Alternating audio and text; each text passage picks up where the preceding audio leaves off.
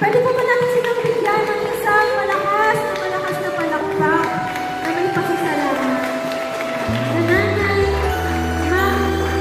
mama, ina, kung ano man po ang tawag sa inyo ng inyong mga anak, maraming salamat po sa inyong mga buhay. Sapagkat dinala niyo kami sa iglesyang ito upang ipakilala din sa amin si Jesus at maisalin sa amin ang inyong pananampalataya sa Diyos. Pwede po bang palakpakan po natin sila ulit? Pwede po ba yung mga nanay po natin, mga mami, samahan niyo po ako dito sa harapan? Meron po kami simpleng handog para sa inyo. Sige po, dito po tayo sa harapan. Para may panalangin din po tayo sa atin.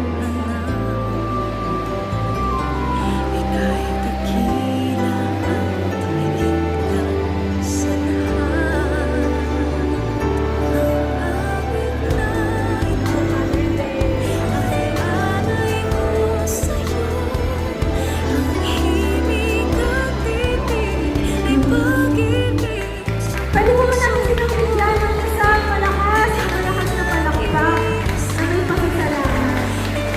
Nanay,